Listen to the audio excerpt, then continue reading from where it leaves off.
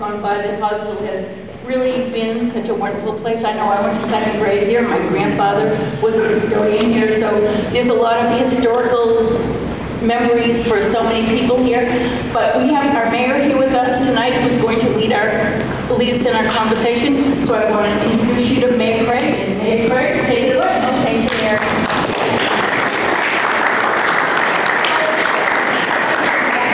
Bathrooms right outside, to your right. So it is so great to be here with all of you with this historic Hallsville school. Like Mary said, my grandmother is a graduate of this school. My husband came to school here through 4th grade with Alderman Sapienza. And so, we know this is an important part of Manchester's history and want to preserve it and make it something that benefits the neighborhood and the greater community. So we're really looking forward to hearing directly from you on what your ideas and thoughts are for this school. I also want to mention that we have a number of elected officials here.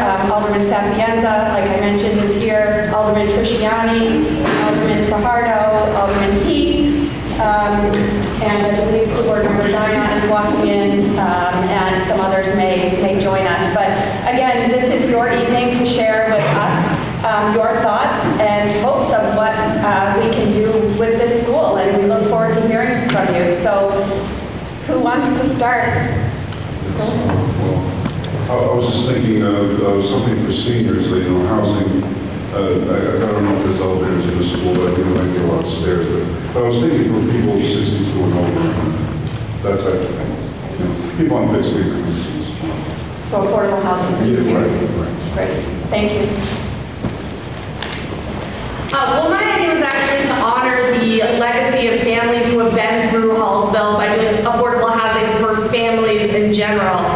I work on Elm Street and I see all the homelessness that we have in our community, and it's just heartbreaking, and anyone who's worked in these schools has seen it in the children of our community. So honoring that legacy of Hallsville with affordable housing for families, I think would be a great use of this building. We have Alderman Long here now. I also want to mention that we have Kevin Shepard, the Director of Public Works here, as well as Lieutenant Claire Shell from the Manchester Police Department, and Emmett Mackin. Okay. My question is, if we do have elderly housing or housing for families, okay, I'd like to know how many units there would be, and I'd like to know the impact on, it's a tiny street. Merrill Street is a tiny street on plumbing. And as you came in, I'm sure you saw how parking is. But I'm just concerned about how it would fit in as a neighborhood entity so that this could still be walkable. Because I pass around flyers and I notice the sidewalks around here are really bad. So if we're thinking about doing something for seniors or 60 plus, then we've got to think about the environment that they're going to be living in. But I also would like to know how many units we are looking at if we do housing. And the impact on the neighborhood from a utility perspective as well as traffic and parking. Okay. Valid. Thank you. Yes? Nicola Valley, 251 Fremont Street, right here, Ward 7. I'm a bit disappointed. I'm happy to be here. I'm a bit disappointed because I didn't know that this meeting was happening. I wouldn't have known this meeting was happening if it weren't for Manchester Community TV and Manchester Inklink. So I'm asking you to please try to do better with informing residents on what's happening in the community. There's nothing about this meeting anywhere on the city's website, and there's certainly nothing across your social media.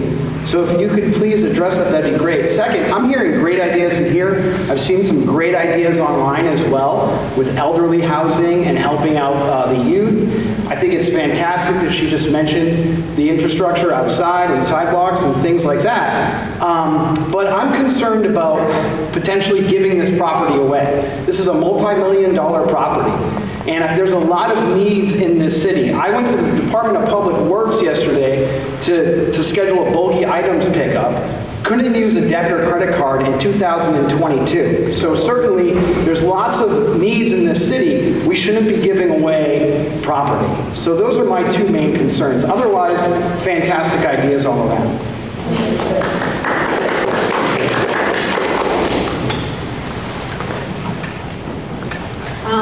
Tony Barry. I live at 1017 Hayward Street, right across the school. And a lot of people I've talked with are concerned about,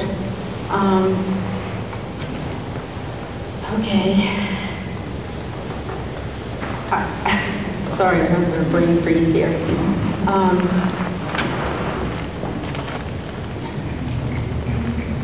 I'll get back to you on that. Yes, I'm Ryan Hatt. I live on Porter Street, Ward 7. Hallsville was built in 1891 and received multiple expansions and renovations at the expense and cost of the taxpayer. During the 2021 property revaluation went up on an average of 40%. Inflation, gas, medical care, child care, food, vehicles, rent, etc. are out of control. The increased cost of living has put a strain on the ability of the citizens of Manchester to afford to take care of themselves and their family. Granite State Children's Alliance, CBO, made over $98,000 in 2019 and received over $1.3 million in 2019 in government grants and roughly $220 in fundraising, with additional $490,000 in gifts and grants. What happens when the government's money grants stop? We don't want another repeat of in-town Manchester disaster. With the facts presented, Hallsville must be sold to bring down taxes and give relief to the taxpayers, citizens of Manchester. Granite State Children's Alliance has the funding to buy, lease, build their own facility. Giving Hallsville for free to Granite State Children's Alliance is an absolute slap in the face to every taxpayer in the city of Manchester while they are struggling. Thank you. I think I saw a question right here. Yeah, for me, I would like to suggest that since this has been a school for a long time, and the beginning of the people who established this wanted to continue having the education of kids from years to years. But if this is not applicable, I would like to suggest that we keep the letters of the school thing, like for the vision of those who established the school, we could have a daycare or early childhood education here with daycare, with kindergarten, with maybe after school care, so that although it is not a school, but the kids are here, and if they are like elderly people having apartments here, I think it will work very well with kids and elderly people. They will enjoy seeing the kids dancing around, jumping and jumping with them, and sometimes come to volunteer to read them stories, make them busy, break that social isolation problem with them. They will be happy because when you see them as grandfathers and grandmothers, I think it will be a good combination if we can do it that way. Thank you. Did you remember what you wanted to say? I did. It was on property values. What would happen to our housing values depending on what comes in here? I mean, are we going to be able to maintain the values that we have now, or even do even better? You know, that's a good point too, because I have to tell you, I live right next door, and that's one of the reasons I am concerned about the number of cars that do park on the street. I know when the school was here, it was difficult because people would park in my walking driveway. So I could not get out when I wanted to, and when I asked somebody to please move their car, I was sworn at, and other things.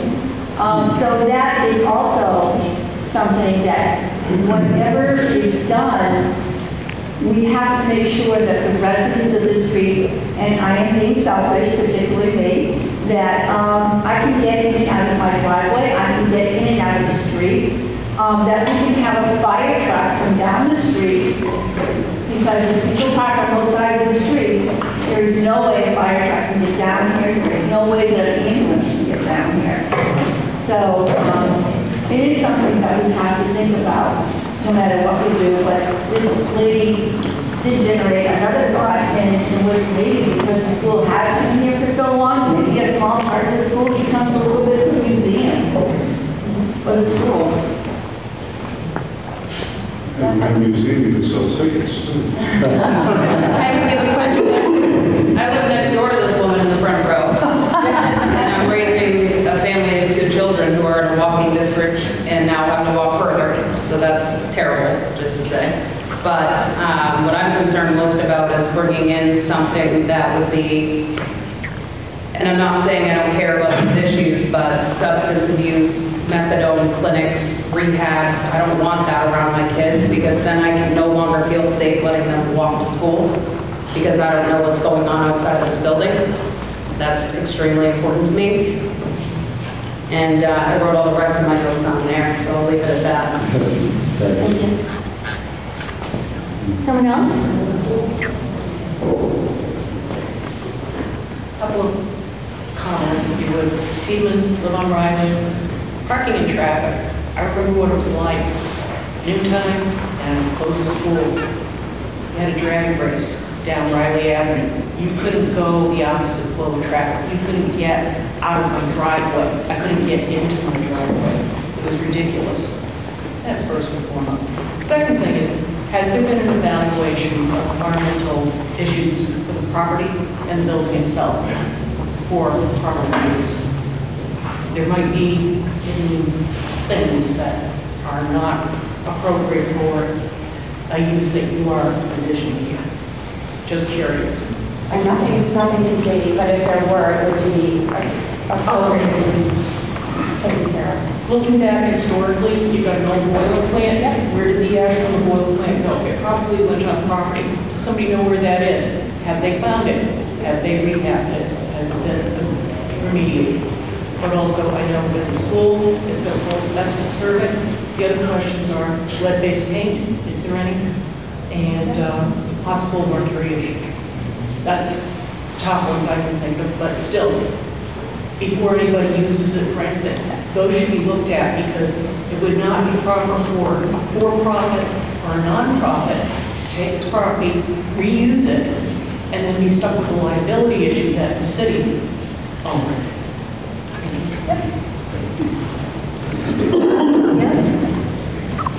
Thank you so much. My name is Hamis Juma. Can you speak up a little bit, please? I'm Hamis Juma. Right now I'm using this gym for after-school program, which every day we get like 40 to 45 kids. So when I was talking to Mayor, she mentioned about using the Hallsville as something as like a senior center, but we're gonna still using this gym, or we can just keep using this gym for our activity. But for me, I've been thinking a lot because if you look at our immigrant community, we don't have any center where everybody can just feel safe, just to walk in to get some services, which most of our community, low-income families, they're just struggling getting some assistance because they're scared to go somewhere else than going to the white people where they can just talk their languages, mention their needs so they can get help. My suggestion was if we can keep this place the same way we are just using this after-school program and then keep bringing more activities, or we can just open the offices for those immigrants where they can just get help. It's going to be helpful than bringing something, as I mentioned, about, let's say, people just for drugs or like Hope Center to put here, which is not good for the neighborhood. No. I think that would be welfare for our community. And then this place can just stay safer, and the area can just stay safer than using for something else. Thank you. I mean, to build off what Habib said, he's been using the gym, and Parks and Rec have also been utilizing the gym for pickleball and other sports. about that. So again, from the neighborhood's perspective, it would be wonderful if we can keep this gym open to youth and other sports opportunities to both the neighborhood and other programming. And that's one of the things we've heard positive feedback on. And just to add to what I'm suggesting, so my name is Arnold Nicola, I don't know if you can hear me. In addition to use this as a youth center, I also think that we don't have a multicultural center where we could have various activities bringing people together, but also the bigger communities where they can actually meet and get to know each other. So in addition to what Mary just said, what I just said, I think that having a multicultural center will also be a great idea. Thank you. Hi, my name is David Wilson. I live on Woodland Ave. I'm only 3 houses out of Ward 7. I'm a legacy at this school. My grandfather was here in 1900, and I'm here tonight to make sure that the school is respected and not turned into a business. My sister started at this school before Jewett was built. I taught here for 2 years. I love this place, and I want it to be respected.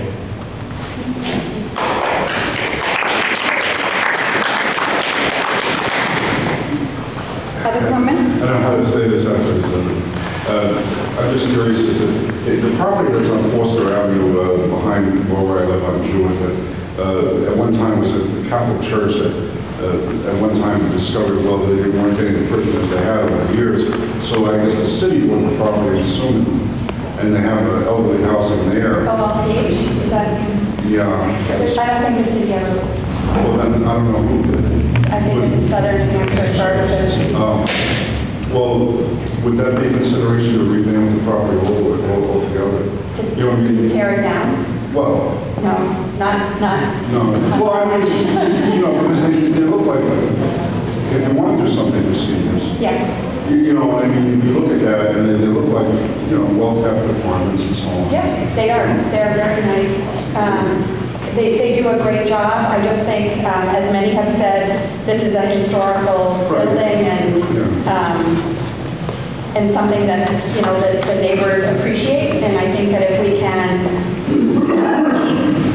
keep the historical nature of the building, but fit it up possibly inside differently, that would be my preference. Yeah.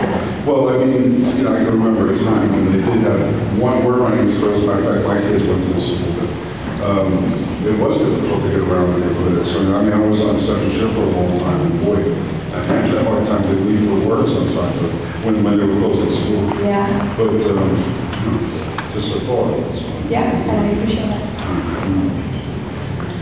I mean, we want to let people know that the people are here from Southern New Hampshire to answer any questions from their proposal that has not been decided upon. I don't know if anybody has any questions about the proposal that was submitted. So I could give we have one proposal to use this property. It consists of a 20-unit elder housing. CAC, which is a child advocate center, which takes care of 3 counties, I believe. 67% of the children are from Manchester. They're currently in a building that's very small and offers no clinicians, clinical people, and we find that that's at issue. What happens is these abused and neglected children get interviewed there. They're given cards to make appointments. That seldom doesn't happen, so they would like to have clinicians here so that the parent and the child can go directly there. There are no perpetrators coming here. They're just victims and their parents that are coming here to be interviewed, and they would have offices where they could take care of those people immediately instead of saying, can you set up an appointment with somebody somewhere else? And also, there's a Head Start. They're looking to get a Head Start program in here, so that would be school-related. And also keeping the gym a community gym. So that's the proposal we currently have in front of us. We're waiting for other, for other proposals that should be forthcoming. So that's what we're looking at now. So a lot of what you said, I heard, it is doing that. I mean, selling the property, if somebody were to buy it, I understand that would be revenue into the city, reducing taxpayers. You know, we'd have money in our coffers. Actually, it goes into a one-time account. But they are Address rainy it. day money. Yep. Yeah, so that would be whoever bought it could pretty much do what they want with it. I mean, we own the building, so we can put conditions, but the more conditions you put on it, the less the price would be. So, you know, that's another consideration. The traffic, we wouldn't control that. You know, this proposal that we have in front of us we know what the traffic's going to be. It's not going to be the traffic of the school, as the woman was saying, mornings, noons, and when school was letting out, there was plenty of traffic. So that would be reduced. So this is an opportunity to, even the issues you had while it was a school, we can address those now that we're in that planning stage for whatever it turns out to be. And like I said, we're hoping to get your ideas and your concerns. So those can be addressed because you own the building and you're able to, through us, you're able to put conditions to suit your needs. So I'm going to differ with you as far as the traffic goes, because if you do have all those entities here, where are those cars going to park? And I know during the winter time, because people have to get their cars off the street, the school was very gracious. They would let people park, you know, here on the ground as long as the cars were out by 6 o'clock. So if a private or even if it's a nonprofit entity does come in each of this location, I mean, that's probably going to be off the table as far as letting the neighbors park in the parking lot during a snow emergency. And I also want to know if it's not a snow emergency, how are you going to contain the traffic? Okay, I mean, that's the biggest thing. Where are the cars going to park? Because if you came here tonight and you look up on this tiny street, you would see that every available space is now been taken for parking. And even just the cars that are parked in the parking lot is in the playground. I mean, it pretty well fills it up. So it really is a concern. So I'm not sure how many teachers they had here at that park, but I don't suspect, well, the proposal we have on the table isn't going to take up that much parking as far as teach. I don't know how many teachers they had here where they park. But that would have to be a question that we would have to know ahead of time. How many cars? The traffic study that. Yeah. Right, yeah. We have another question over here, I think. Yeah, Jason Carey, 1076 Hayward, we live there. Just to make sure I understand the proposal that you have is the city would still own the building? Yes, it would be. And you're going to have 3 different things in here? We're going to have 1, 2, 3, 4 actually. Okay. Yep. So, okay, I'm on board with that. But my question is, can we still have a multicultural center? I like that idea. The multicultural center as well, and other things, because this is a pretty large building. It's got, what, 3, 4 floors? Yep. You know, it's like, I've lived in Ward 7 for most of my life. I used to live over on Prescott, down behind the Blanks. So we could probably, the city could enlarge as we go along down the block, right? And have more stuff coming in. And on the building? Oh yeah, you know, it's like, we have a proposal for 3 to 4 different things coming in right now.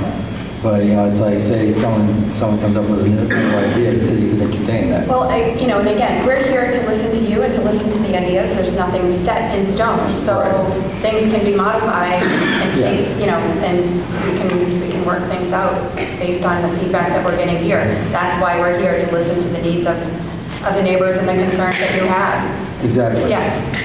Eddie? Pat, you said that there's one request for proposal that the city has, right? But the city is open to taking more, right? Yeah, we're open to taking any request. Okay, and it's open, it's open, it's not limited in scope? Well, yeah, I mean, it's out there in the public that this building is available. Okay. So I know Alderman Trisciani had some people that were interested, and we, just sent us their proposal. So anybody can do that, or any organization can send I that? mean, if we want to sell it, we can put out a request for proposal, but I don't know if we want to sell it. Because Okay. selling it again, we sell it with conditions, don't change the outside surface. I wouldn't want to see that. Keep this space, right? And keep this a community space. So the more conditions we put on it, the less money we're going to make on the property. All right, so right now, it's open to requests for proposals, not including selling it. So in other words, somebody could submit a request for proposal. Yeah, anybody can submit a request. Okay. That's what I'd like to do with the property. Sure. We have a question way back here, and then Lisa, you'll be next, right here first. I just wanted to understand better, what is the normal process for dispensing of property from the city, just so I can have context here? And are we following that? Like, would we put out what this gentleman was talking about, a request for proposal, to see if anybody, a developer or somebody, could fit within the bounds of what this room is talking about? Like, there's a few different things here, and it gets a little sticky, but I don't know what's out there right now with development, what they're doing, and I would be interested to see what plans they can think of right now. There's a lot of interesting things happening with developers, and it would be interesting to see if they would come up with a solution for us, taking into account everything that everybody said here. So there are not many opportunities where the city has buildings to sell, but the normal process is it has to come before the Board of Mayor and Aldermen, and we have to deem it surplus. And then if we're selling it, it will issue an RFP. In that RFP, if you just want to sell it, you just put it out to RFP, or a real estate agent will list it, and it will sell. I would say with a request for proposal, you would put conditions on it, and then see what happens. And I think from this building, in proximity with people living around it, we want to put certain conditions on it if the city is going to sell it. And when you're talking about developers, private developers typically are buying buildings and renovating them to make money. And so it's not necessarily to build something that is going to meet the needs of a neighborhood or nonprofits. And so, we did have a request or a proposal come forward outside of the normal process, which does happen as well, from a nonprofit that has addressed a number of the ideas that have been raised this evening. And so that's what Pat Alderman Long was talking about. But we can also put it out to bid and get other proposals. And we do have the opportunity to say no to those.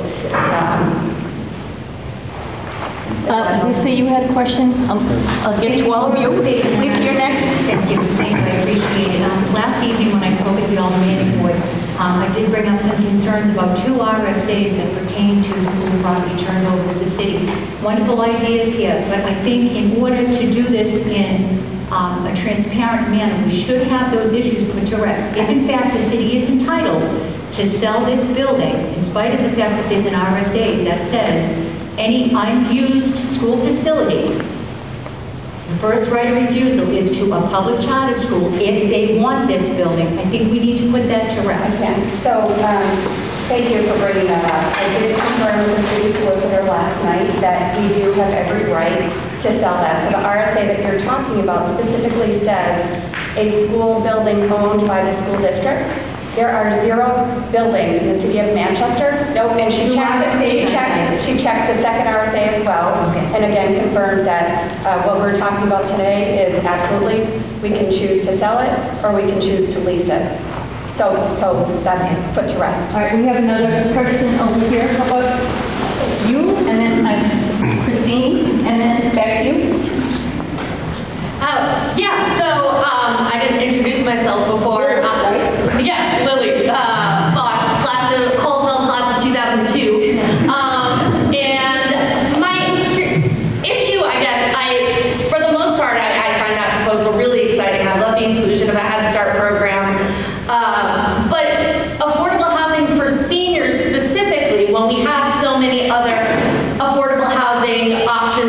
seniors. You know, we have Hallsville Court that's right around the corner. And so why are seniors more entitled to affordable housing than so many other demographics that are still, you know, out unhoused? Underserved, exactly. That's a great point. I mean, who do you put priority to? To the families, to the seniors? I mean, I keep them all in priority. There's waiting lists. I'm getting calls from seniors who are getting thrown out of their apartments for renovation, going from 900 to 1,800. They can't get all up and get a job. You know, what do you do? Thank God for ADUs. I've had their family members build ADUs in their towns and take them in. I've been fortunate that way, but it's going to come a point where they're going to be out in the street. Well, so can kids. And kids have been the priority of the building for 100 and however many years. All right, so I'm not sure what you tried to. So what you're saying is priority should be the children versus the elders. I think we have the option. There are so many other senior housing options, again, including Hallsville Court, right over there. Why would we not make this a different option and an option for families? There's so many other places for seniors who need affordable housing in this city, and this is an underserved population. Okay, I'm going to move over to the next question. Thank you. Nick Valley, Fremont Street, Ward 7. Maybe Alderman Long can answer this question. The sole RFP that you have in front of you from this organization, if the city retains ownership, they're going to have to renovate this building. Who's going to pay to renovate the building? Is that included in their RFP? It is. Yes. It is? So that's not going to come from the city? We're just looking at leasing in the property. Okay. However that shakes out, I'm looking to release it for $1. Others are saying we should charge them the lease. You know, that's going to be determined. Second to that, will there be an expiration date to this RFP, to this thing that they proposed? Well, it's a 50-year lease. 50-year? Correct. 50? Yes. Okay, 50-year lease where the city owns the building. Yeah. This nonprofit group will pay for the renovations, but it'll be 50 years before the city can do anything else with the building, essentially. Correct. Okay. So this is ultimately a decision that's going to last at least 50 years with this sole RFP. Yes. And this was the only one that came before the mayor's office and the alderman. The only proposal. Okay. And was this was spoken at how many alderman meetings? Sorry? This was discussed at how many alderman meetings? One. Just one? Yes. And was the decision going to be made that night? No. Okay, so there was no plan for it to be made that night. That's why we're here tonight. And this meeting came out of that alderman meeting? No, this meeting was just actually determined prior to that. I didn't realize actually that the proposal was coming before the Board of Mayor and Aldermen, because I had promised Mary that when I found out what was going to happen, or what the thinking was, that we would have some kind of a community event to let people know what was going on. So that is the reason why we're here tonight. Okay, so that's the reason why we're here. How many residents do we have in the city of Manchester right now? 115,600. 115,000? Yes. 115,000. How many people are here tonight? About 75? Okay. Which is a great turnout. Mayor Gregg, imagine the turnout if this was promoted better on your social media or on the city's website. Yes, go ahead. I operate a Manchester page, and I have 10,000 people, and it was promoted. On what page? Mary, deadline on the It's a Manchester history page. All right. Eddie, do you have a question? There's no deadline as of yet on the RFP to be required. All right, other comments? Over here? Yes, George? George Gavac, Sunnyside Street. This proposal you're talking about, is this the one that was in the paper? Yes. Sunday paper, I believe it was? Is this the one that they're talking about building a 2,000 square foot building outside? Oh, no. Which one is that? That's the old police station. Pardon me? I believe that's the old police station. It's not here? Affordable housing? Is that? That was the one that was in the paper today. Are you talking about the one that was There's in no the other paper buildings today? that are going to be put on this lot. No. Yes, they're beside it. No, so there was an article recently about The developer is proposing to tear down Not the police station. the old police station. I'm not talking about. No? Okay. Yeah, there's no outside development. The frame stays, the footprint stays the same in the proposal we have for us. I thought we were going to make another building on the property. Oh, was I mistaken? They're saying yes. The people from Southern New Hampshire are here. Do you want to let them respond to that? Okay, you want to? Finally, look though from. No bad fruit or vegetables, right? Just checking.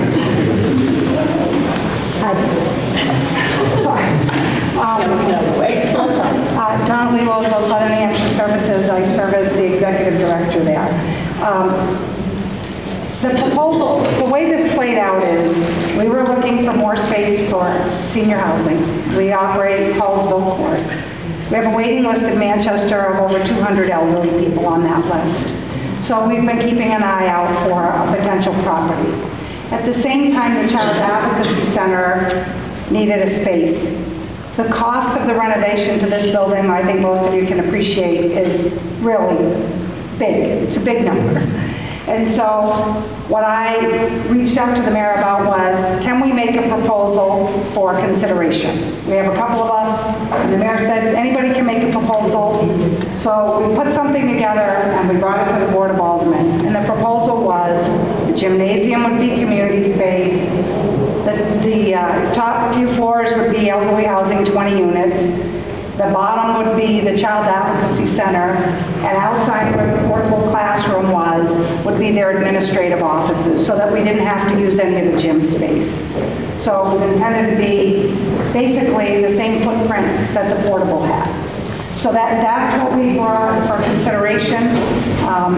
And, you know, where Southern New Hampshire Services have been serving Manchester since 1965. We operate Head Start, fuel assistance, food programs, workforce programs. We've been here a long time. And so we just thought it was an opportunity to put it out there, have folks take a look at it and see if we could serve children and elderly. We don't do affordable housing for families because we learned a long time ago when we did that. When we ran into problems, we were evicting people that we were trying to help. It wasn't a good mix for us. And so that's why we don't do that. I would agree that affordable housing is a critical need in the community. You know, the mayor and the aldermen in this room have all talked about it. There's a lot of great projects happening in Manchester. So, I mean, I think that it's out there that any of this is available, but I would also point out that when elderly folks leave their homes or their apartments, those become available to others that are oftentimes in a better position to afford them. So that's kind of the proposal in a nutshell. Thank you, Donna. I have some questions here. Let's see, you're first. So I'd like to know how these renovations are going to be paid for. You're talking millions of dollars. Where's this money coming from? And also, if you have this community center here, this your gym, who's going to maintain it? Who's bearing the cost? So the renovation, the estimate is about $8 million for the renovations of the building. And so we are going to try to raise the funds the way that we normally do. There's a lot of different funding sources that we have used in the past. I have no idea. I can't stand here tonight and say to you, if you guys love this plan, don't worry, we'll get the money and we'll be getting it done. But I can't go out and ask for money if I don't know if I have something to ask for money for. So it's really kind of this cart and horse thing. And we always have neighborhood meetings when we're going to build things. But I couldn't have a neighborhood meeting with you if I didn't know that I was even going to be able, I mean, that'd be very presumptuous of me. So it's our intention to, you know, have a period of time where we can see if we can raise the money and pay for it. As far as maintaining the building, as Alderman Long said, right, there's options with leases, right? You can lease it and ask us to pay a certain amount every month, and under those circumstances, you'd worry about the building, which I don't think is a good plan. Or we lease it for virtually nothing, and we are then responsible to maintain the building. And that's our plan. As far as the gym goes, we've talked to, there are different folks, as the gentleman talked about tonight, that use it. I'm sure that there'd be a way that we could figure out what's the best way to do that. And I came tonight not to stand up here and do a presentation, clearly. I came because I can't help or address some of the concerns that come up until I hear them. And so I just wanted to kind of be a fly on the wall, hear what the concerns were to see if we could, put our arms around it and do something about it. I mean, the thing about Manchester, there's not a lot of land left, right? So there's not a lot of places that you can build things. And I can tell you that the cost of construction has almost doubled.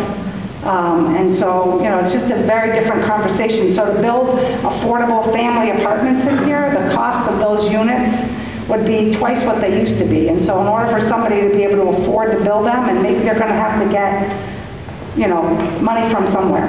And so I don't know how affordable it would be. And that's part of the problem there. So what happens if you can't raise the money? Then what? Well, then it goes back to the city to figure out what's next. Yeah. But I need a window of time. All right, we have a question here. Is it your question for Donna? Or? No, just in general. All right, thank you, Donna. Go ahead. So I guess my question is relative to the plan could be great and the uses could be great, but I think if there were an RFP that gave terms, you might get more interest. So there are very few people or groups that I think would have gone in on the assumption that you could get this for a $1 lease for 50 years. Right, so if that was listed in the RFP, maybe you'd get something better, maybe you don't. But I think, that should be a part of it. Maybe an option, you buy, you get X, and if you want to lease, these are our terms, and see what comes in. And if Southern New Hampshire Services is the best option, then so be it. But at least everybody would know. All right, we have a question right here. My name is Melissa. I live on the street, grew up on the street, Hallsville class in 1980 something. It's a little weird, but my real concern is my mom. Hallsville graduate also. Who, as you can tell, has no problem speaking up and voicing her opinion. But my concern truly is her. She's aging herself. And I want to make sure we're all doing okay. It's okay. I want to make sure she's safe. There's a lot of different things in here that and they're all great.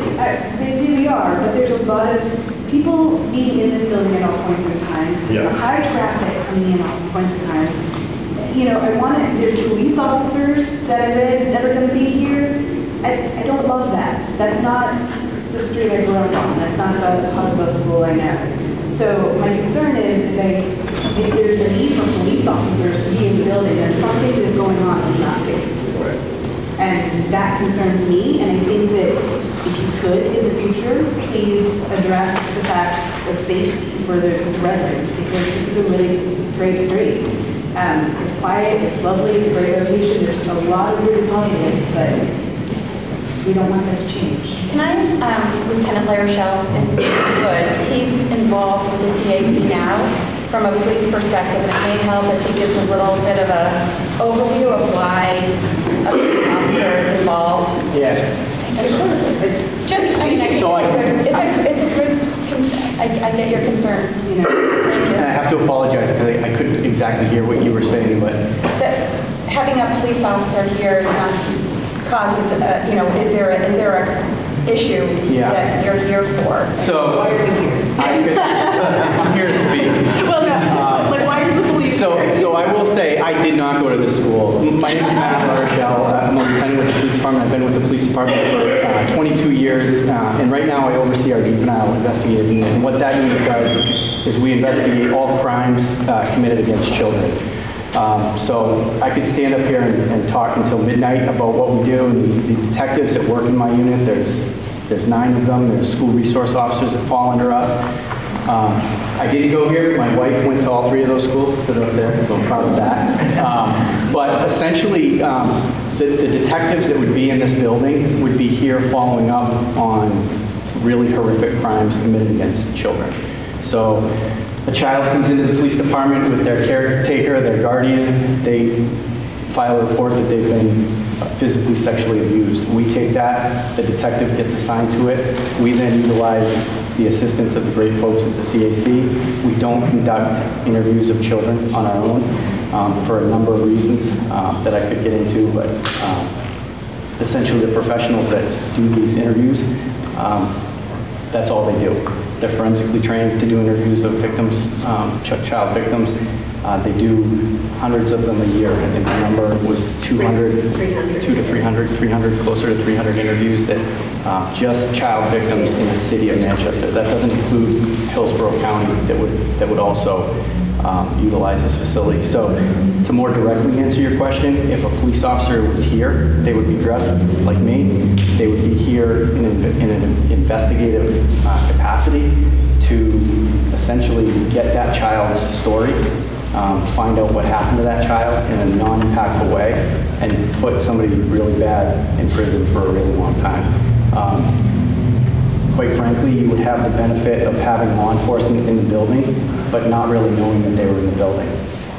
It's not marked police cruisers outside. Sergeant Emmett Mackin, who's here with me, works for the community policing unit. I would be willing to bet, I don't want to speak for the chief of police, but if an area like this is still available, you'd have uniformed police officers here working with kids, doing activities with children, benefiting the community.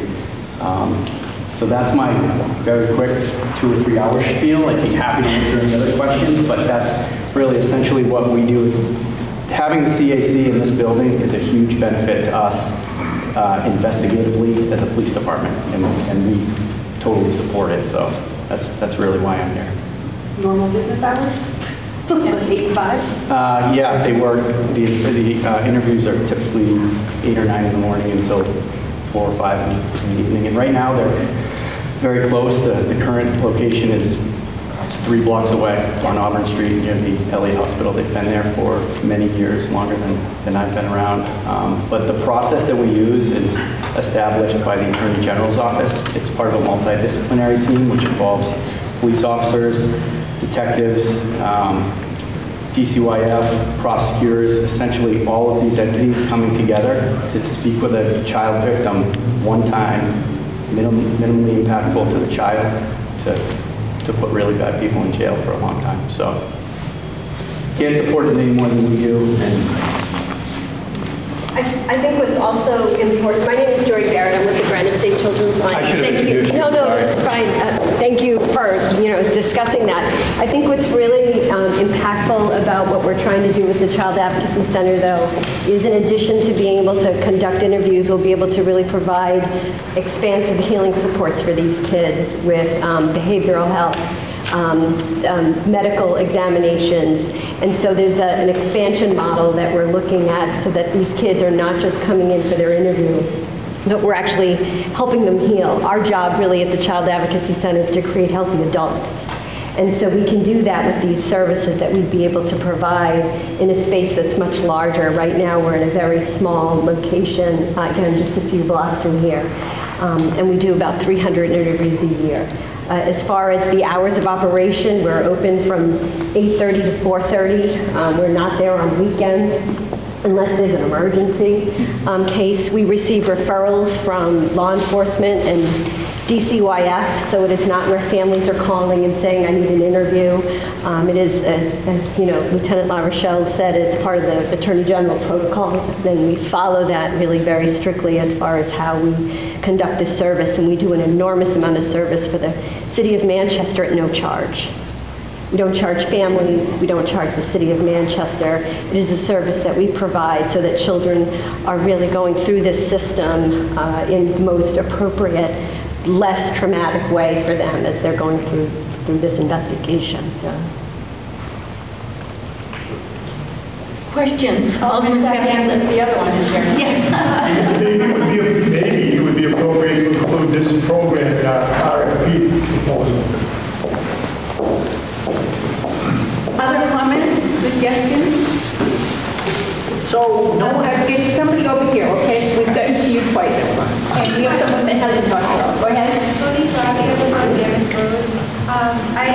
One of the media reports that I had read said that... Speak up a little bit more. The agency was originally asking for the Or is that still an option? I mean, everything's on the table. It's on the table for me, but I'm 1 of 14. Yeah. That's two. I do not agree with the idea of donating $4 million building. I'm sorry. I think that it's only been available for, 7 months since the keys were turned over in August. That hasn't given a lot of other people time really to weigh the options to come forward with other RFPs.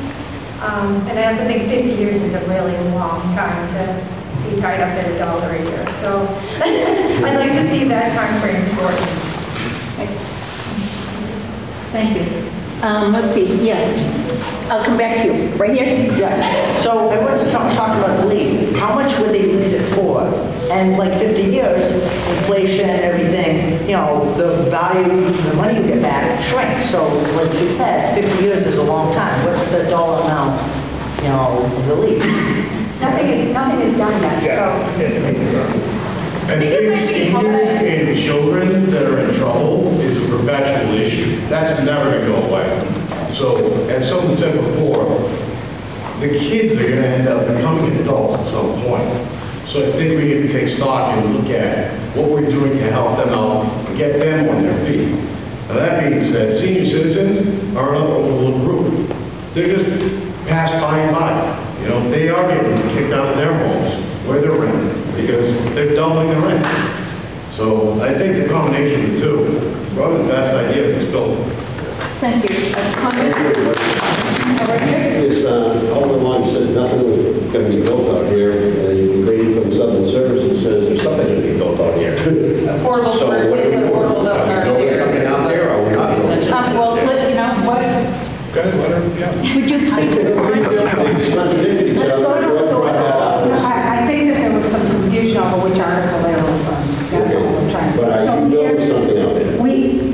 In order to, we are proposing that a building no larger than the portable be added to that same pad where it was for administrative offices.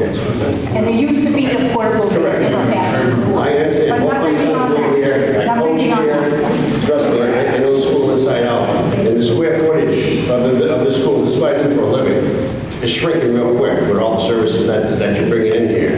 Is there going to be any studies for parking, traffic, anything done for this if this happens? There typically are, yes. It's just so people And that's get one of the some main rules that I want concerns neighbors that that do we're live in this neighborhood, which I live right on Sunnyside Yeah. Street. A lot of people won't be affected. We will. That's my concern. With the traffic so heavy, all the side streets, Fremont Rise, Sunnyside, they're all going to be cut through streets. I mean, I think it is great, but I really agree with this woman in the front right here. When you have elderly, are they going to have a car that they can drive? Do they have to have a visitor parking space? Are there going to be vans and buses parking? It's going to be hectic here. And it just isn't the area, the neighborhood for that. I don't know. I think the traffic's going to be a huge issue. Okay, another comment? Yes. I think the parking lot could be the entire... Speak up, please. The parking lot can be the entire playground, can it? Currently, the entire playground would be the parking. I don't think seniors can get a playground. But as for the cost, I kind of put in a form of a question. If it's a $1 a year lease or $1 for 50 years or whatever the case may be, the city would have no costs incurred. It would all be incurred by the people that now follow me here. The school for 130 years, I think it said there, was the city's budget, and they were paying buku bucks for it for all this time. I think that's a cost savings right there, as opposed, it's right there, it's cost savings. Am I wrong? Oh, you're right. I'm just We're not going to assume maintenance if we lease it for $1, right? We don't assume the maintenance. Right, but the city would have no responsibility for upkeep or... Correct. So that would be a savings, because all the money that they've paid in previous years for upkeep would no longer be a line item on the budget. Sure. Right. That's all. Okay, somebody else. Oh, way over here. Oh, I forgot you. I am so sorry. That's right. My name's Heather. I live at 1060 Merrill, which is like literally right there. And we're definitely affected by the masses of people that come and park on our street. And I can't even fathom when, obviously, I want the best for this building, but when there's going to be that many people from all different entities, it's going to be a lot. So I would hope that there would be some sort of organization in parking, some sort of sign, something. I think it would be very beneficial. And then if we're also making this a community center, there's a whole nother influx of people that are going to be different age groups having cars. And are we going to like regulate that with someone at the door of who's coming in and out, or is it going to be just for certain age groups? If we're getting rid of the playground, is that in the best interest of having like children in this building? Those sorts of things to think of. So, thank you. Alderman Christiani, do you have comments? Calling attention to this. And I think Mayor Craig mentioned some of the activities going on right now. They've got pickleball on Tuesdays, Thursdays from 9 a.m. to 12, and that's been going on for 10 weeks. The Safari Youth Club. So there are a variety of things going on right now that I don't know if you've seen a lot of traffic. No, actually, I will tell you it's been really good with them playing pickleball, and I think they've been into a soccer. I mean, there really has not been an impact at all, but they've also been using the grounds to park their car. So I would say that what has been going on for the past 10 years has been really great. That's good to hear. Oh, good. And we had programming during school vacations, which was great for the kids and families. Kevin, do you want to add anything to this conversation? All I'd say is, there's been a lot of talk about traffic, and obviously in schools you get the morning, you get the afternoon. Anything that went in there, I'm sure traffic would be a consideration, and parking would be a consideration. Typically on any site plan, the city's looking for the site to be able to handle parking for that. And so take a look at the proposal that's on hand, 20 senior housing. How many cars are there really going to be? Maybe 25. But typically, the city has certain regulations. It's a big site out there, that's a big playground. I think a green space, my opinion, a green space, if it is elderly housing or even family housing, a green space would be nice in this neighborhood. And parking. But there's a lot of parking lot out there, believe me, there's a lot of cars in park out there. So I think anything that went in here would probably have the minimum impact to the parking in the neighborhood compared to what the teachers and the students and the parents brought here. And I'm not talking about this specific program, but students, how students drive there, what is that? Well, the parents. That was the problem. The parents drive. No, I understand. You're literally talking about it. It's just like one person in an overcrowded school. That is a much All right, go ahead. Go ahead, did you finish? No, so, and I think the city takes a look at that, and we've got a sidewalk program now that the mayor and Board of Mayor and all recently started in the past couple of years, where they're now starting funding similar to our road program, where we're starting to take better care of our roads. The mayor and all of them started funding sidewalks. So it's great to see now we're taking care of our roads, and we can't take care of all the streets and all the sidewalks at once, but we have a program now in place to start addressing these throughout the city. So I think you're going to start seeing improvements, whether it's part of this project or into the future. We can't guarantee these sidewalks will be taken care of right away, but to me, the traffic is one of the things that I think definitely needs to be addressed as part of any proposal that goes in, especially after hearing what everyone said tonight. Okay, now more comments? Any comments? Mayor? Oh, go ahead, Mary. We know that something's going to come here, okay? And I do appreciate the fact that you listen to what we have to say. And as everyone has basically said, this parking is the issue, and as well as a few other things. So I think, and there is going to be something here no matter what. I understand that. But I think whatever comes, I'm hoping that it will be something that they will work with the neighbors and with their concerns, and that, we do not increase the parking.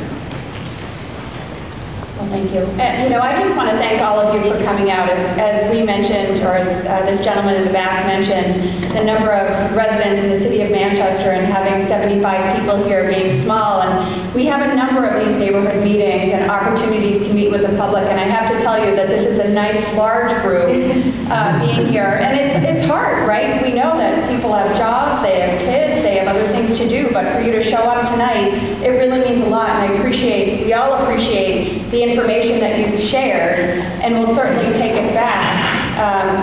We heard loud and clear, traffic is a concern, parking is a concern, the thoughts of affordable housing, whether it's seniors or families, the gym, community center, whether it's a daycare or early education. There are some great ideas and opportunities in this building, and that's what we want to do. We want to make sure that this building remains here, its history, the history of Manchester, but that it's thriving again and complementing the neighborhood.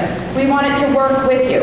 And so that's our goal. And again, I really appreciate the candid feedback that we did receive. And please know, we will take that back. I encourage you to, if you didn't sign up, to please sign up. We'll keep everyone, in the loop of what's going on. I did hear from, someone in my office. We did advertise this on our social media a number of times and had an event. And I know Dave did on his Facebook, and people shared the information and the ink link. And so, if and when we do have another gathering, the more people do share it on their own, the more people we will get here. So I appreciate all of you sharing the information too. Just one thing, I think you missed on that really important list of things that the community cares about. Like, this is a super walking district for kids going to school. So I want to make sure that there's not dangerous people living next door to my house. Yes. That's the most, I don't care about parking. My kids need to be safe. That's what I need to know. That's it. Thank you. Okay, I will echo the mayor's comments, and I want to thank you all, and I want to give a special thanks to DPW and Kevin Shepard and his whole staff. You have been wonderful. I can't thank you enough for setting up, and thank you to all my Ward 7 people from Southern New Hampshire,